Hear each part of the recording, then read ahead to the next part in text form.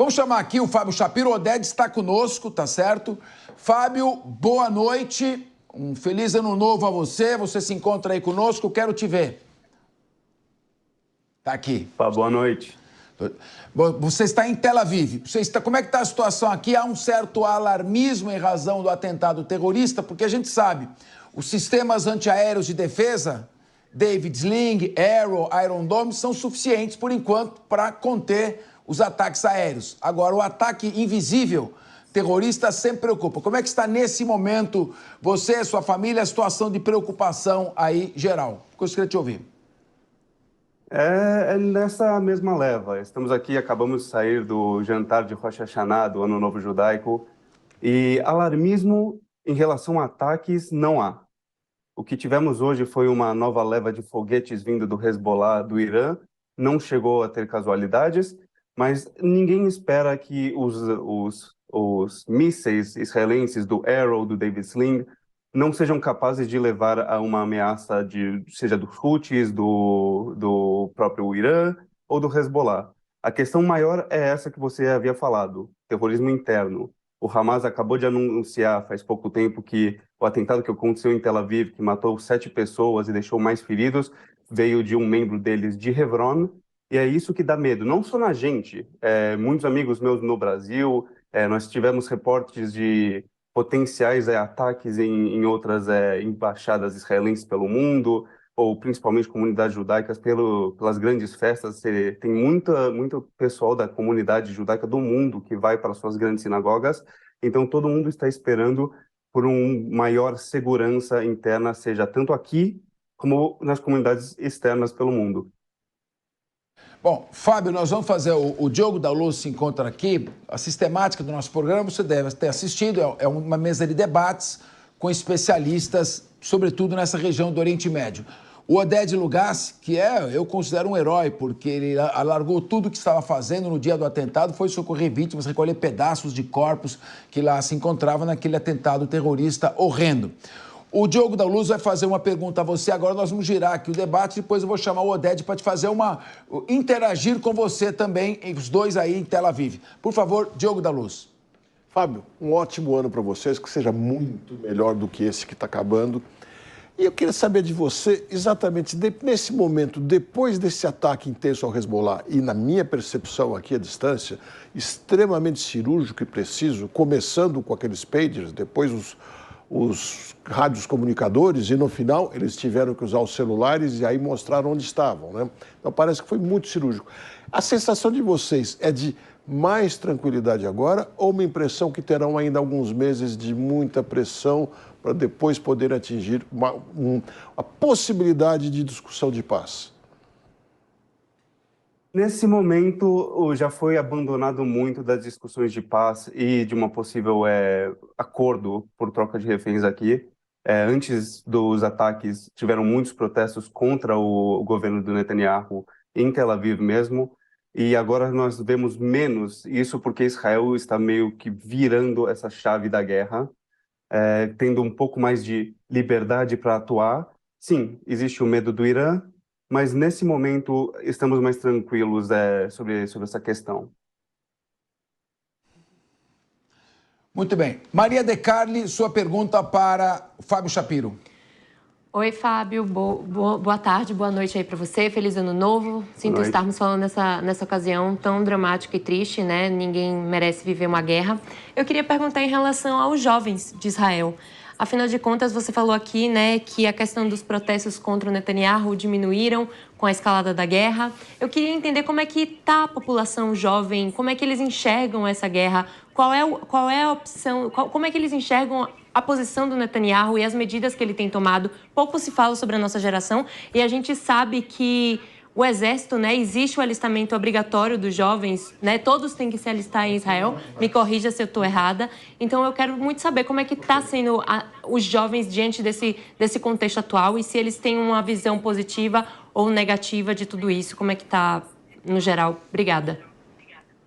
Sobre a questão de alistamento, nem todo mundo precisa se alistar, e isso, na verdade, é uma das grandes questões que está acontecendo agora. Existem grandes protestos das comunidades que se dizem haredis, os ultra-religiosos, ultra-ortodoxos, que não necessariamente necessitam servir o exército desde que eles estejam estudando o Torá, estudando os textos da Bíblia judaica. E está se passando uma lei que tenta trazer mais gente, mas de uma forma que seja um pouco leniente, e existe grandes discussões dentro da sociedade sobre se eles vão poder ou não. Da mesma forma que aqui nós temos árabes, israelenses, drusos, beduínos, voluntários no exército, eles não necessitam fazer, mas sim, como você disse, a grande maioria da população precisa fazer exército. E o que nós vemos aqui é uma mobilização muito grande, principalmente nos últimos 3 dias.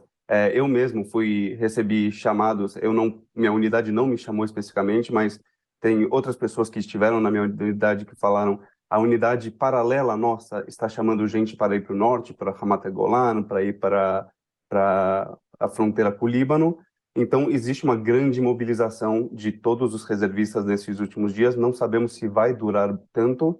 Eu conheço gente que está basicamente um ano inteiro de reserva, chegaram a voltar a seus trabalhos por um mês e continuaram. Gente jovem, como eu.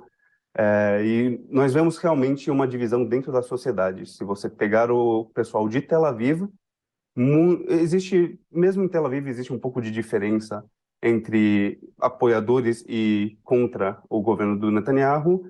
Existe, eu acho que em Tel Aviv, uma maioria que seja contra o governo, mas, por exemplo, no norte, eles são a favor de uma invasão no Líbano desde que traga uma paz para a região. Da mesma forma que nós vemos muito isso no sul, que seja o fim do Hamas para que a região finalmente possa ser reocupada e seja um pouco mais livre desse potencial terrorismo que possa surgir. Então, a sociedade está dividida. A gente viu isso nas últimas eleições. Nós tivemos 5 eleições, se não me engano, 5 ou 6 eleições em uma rodada só. Então, é um país bem dividido nesse momento. Bom, aliás, até porque quem está no sul de Israel está ali próximo à faixa de Gaza, ali no sudoeste, e quem está no norte, aliás, não tem ninguém no norte, porque Kiryat Shimoná foi uma cidade completamente evacuada em razão dos ataques do Hezbollah. Claro, são pessoas que sentem muito mais o ataque. Eu vou trazer, Fábio, o Oded também para essa conversa. O Oded, daqui a pouco nós vamos trazer o Oded para essa conversa. Eu vou passar agora para o professor Manuel Furriela fazer uma pergunta para você. Fábio, sobre a questão do dia a dia, né? Como está sendo agora neste momento de guerra. Então a gente sabe que vocês estão aí enfrentando ataques, estão recebendo ataques do Irã, mas há uma grande mobilização nacional. Você chegou até a mencionar que o governo... Professor Furriela, Fábio, um minuto. Oded está se despedindo. Oded parece que recebeu... O Oded recebeu um chamado emergencial, ele vai ter que sair para fazer um socorro.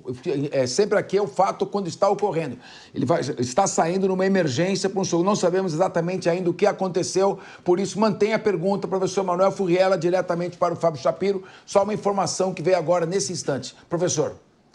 Fábio, com essa grande mobilização nacional, né, do povo israelense para enfrentar a guerra, também foi mencionado por você essa questão que se buscam voluntários, na verdade, antes de convocar mais gente, mais soldados, mais cidadãos para entrar aí propriamente na linha de guerra.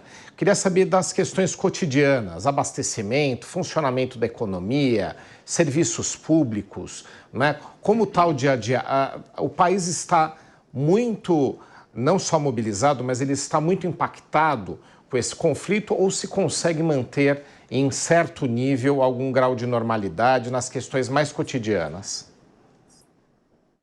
Olha, professor, as questões cotidianas aqui é uma questão realmente única. Não conheço um país que tenha isso.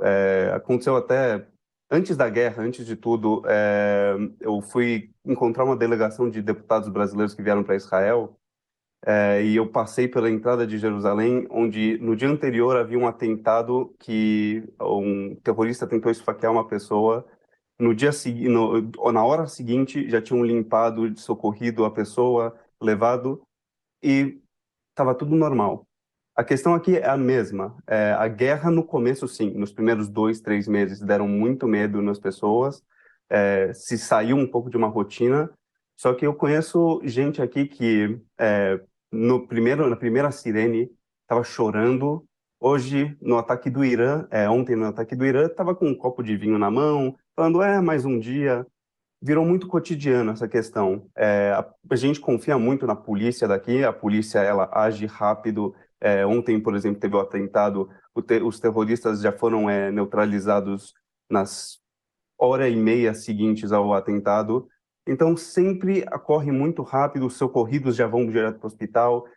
O nosso comando interno do Exército sempre avisa quando tem alguma ameaça, quando tem um foguete na sua região, quanto tempo você precisa ir para um bunker, para se proteger.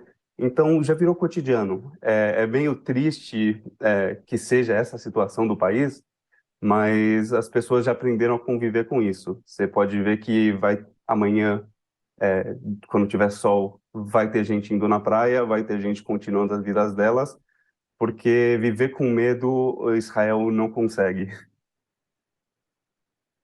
Completar a informação, o Oded saiu, realmente há uma emergência, ele foi a um socorro, mas é uma emergência de cotidiano, uma emergência cardíaca, aí alguém está passando mal, não há nada que tenha ocorrido, pelo menos em termos de atentado terrorista, felizmente.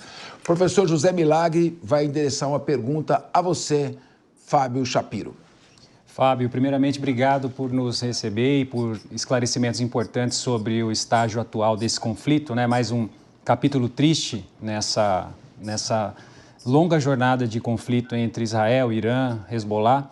E a pergunta está ligada à tecnologia. Sai um ranking da Global Firepower que coloca o Irã com alguma vantagem em efetivo. Militares na ativa, 610 mil contra 170 mil de Israel, submarinos, caças, tanques, diferenças nesse sentido de efetivo militar. Por outro lado, a tecnologia de Israel é o seu grande diferencial competitivo. São 24 bilhões investidos em tecnologia e defesa contra 9 bilhões do Irã. Eu quero perguntar para você qual é a sensação de segurança do cidadão aí de Israel. Esses números de tecnologia que permitem que Israel seja mais precisa nos seus ataques, compense a inferioridade de efetivo com tecnologia, é algo presente na sociedade, os civis estão cientes disso. Qual é a sensação de segurança, o quão confiante vocês estão na tecnologia para fazer frente a um eventual efetivo militar maior do Irã?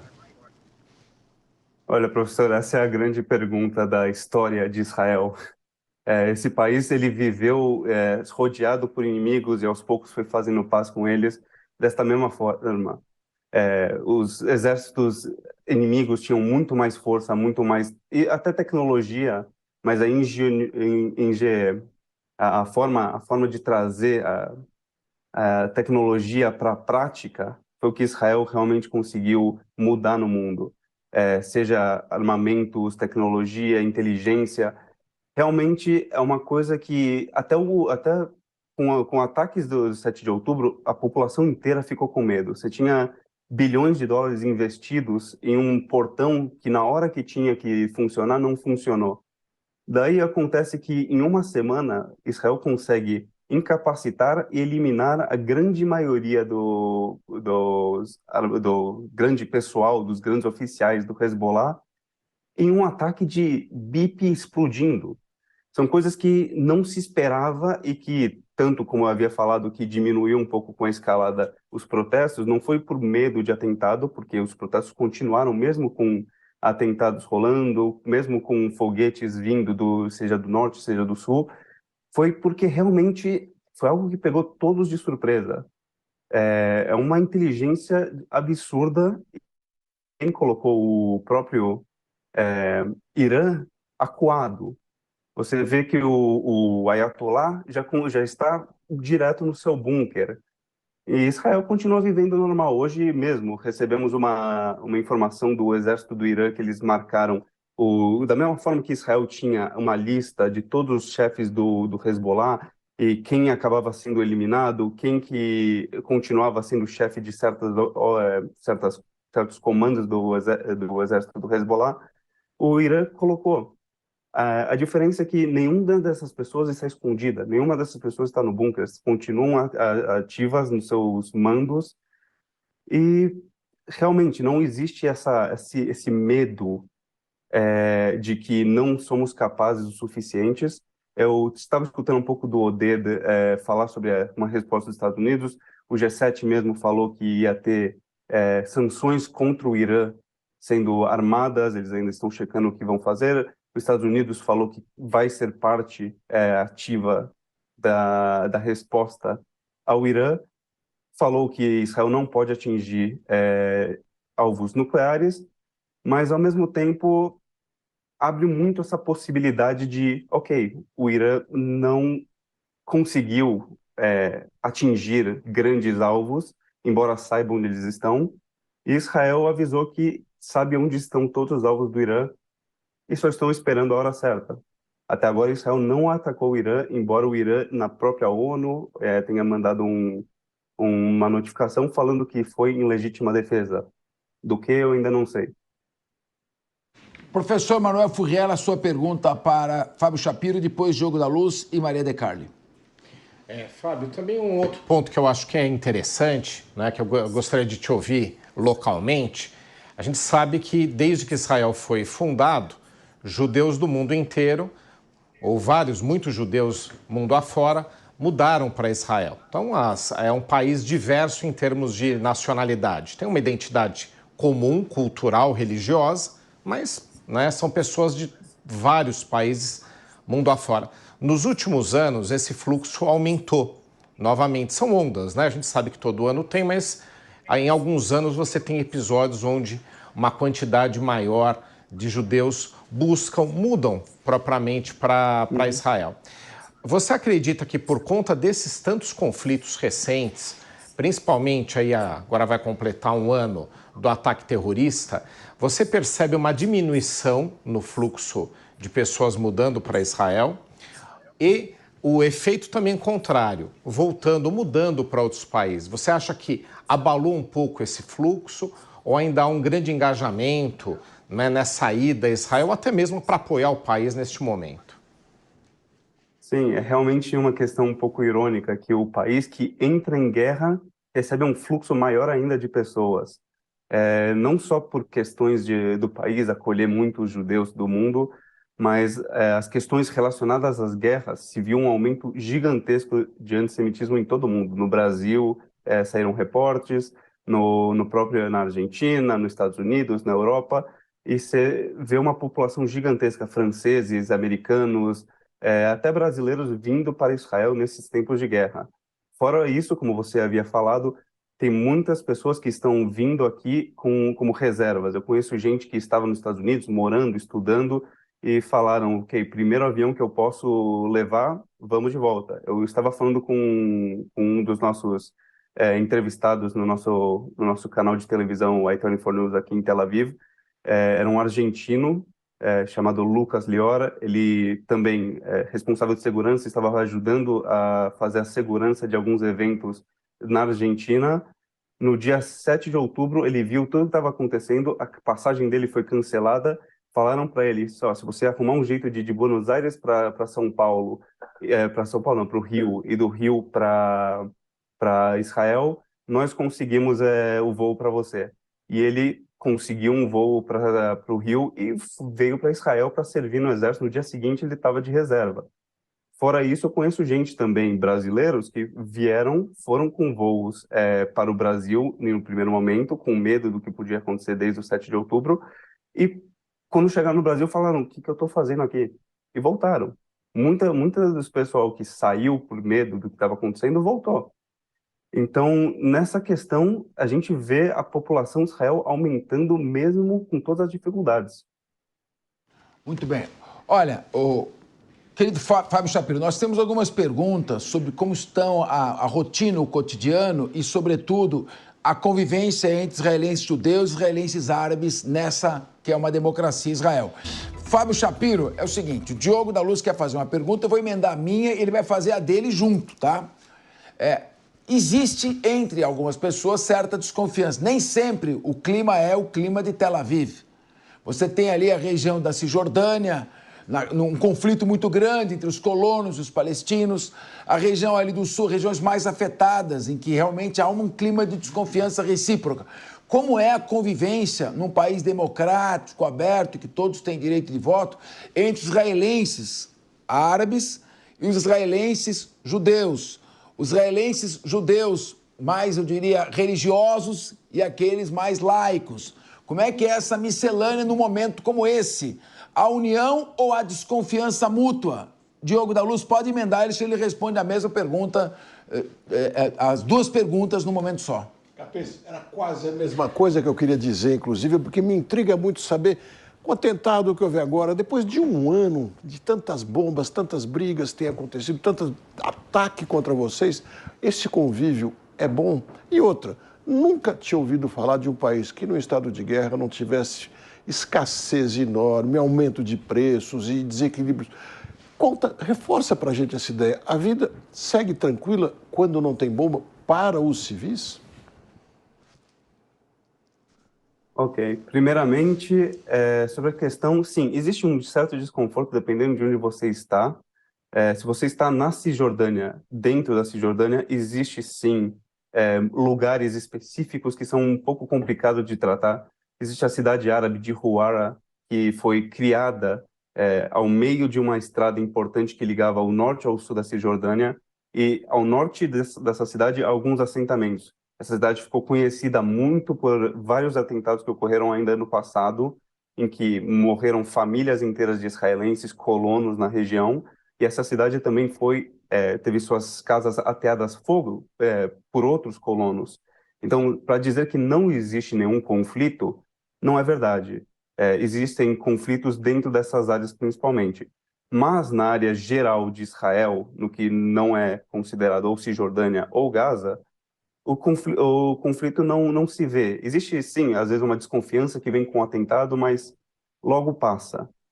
Eu mesmo trabalho na i24 News, é um canal internacional que tem línguas em espanhol, inglês, francês e árabe.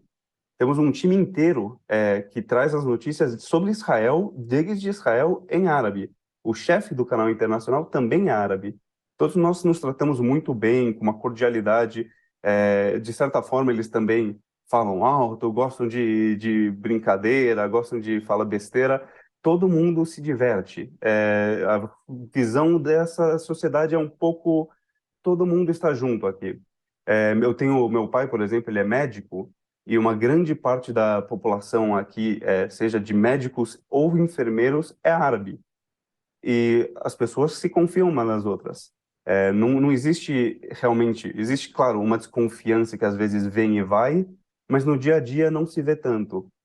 A cidade onde fica ao sul de Tel Aviv, Yafo, tem uma população árabe grande, e nós vamos lá, descemos, comemos nos restaurantes dos árabes, eles nos tratam bem, a gente trata eles bem. Quando existe cordialidade, não existe conflito. E sobre a questão mais econômica do dia a dia, Israel já vem sofrendo com uma inflação relativamente alta. Eles tentaram combater isso com uma alta na taxa de juros no ano passado. Ainda não está muito bem. A economia israelense depende muito ainda da economia americana.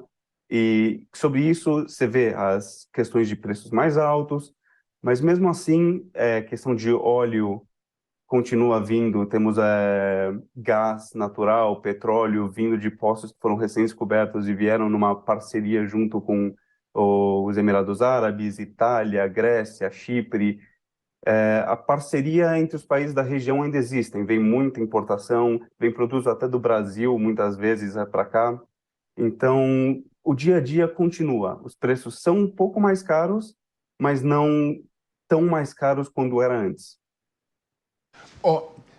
Fábio Shapiro, há tempo de uma última pergunta da Maria de Carli. Só uma curiosidade. Você não tem nenhum parentesco com o advogado e comentarista norte-americano Ben Shapiro, ou tem? O meu sobrenome é o mesmo? Só coincidência? O sobrenome é o mesmo. A gente não é parente. A origem é de uma cidade alemã chamada Speyer. Perfeito, muito bom, estava curioso. Maria de Carli, a sua pergunta. Fábio, eu vou ser bem sucinta e direta. Você vê, estamos a ponto de ter umas eleições presidenciais norte-americanas, e eu queria saber a sensação aí em Israel entre o povo que aí habita. Você sente que há uma preferência entre Trump e Kamala Harris diante de toda essa resposta de relações exteriores norte-americana para com o Oriente Médio?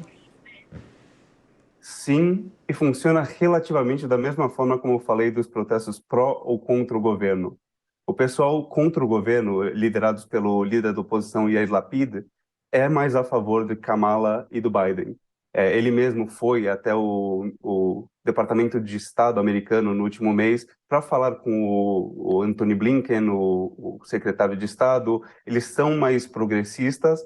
E você tem o pessoal que é mais à direita daqui, que apoia o Trump. O Benjamin Netanyahu mesmo, quando ele foi na ONU, se você escutar exatamente as coisas que ele fala, ele simplesmente fala apenas dos Estados Unidos, embora ele também queira um apoio normal, um apoio das outras nações, mas o foco foi Estados Unidos.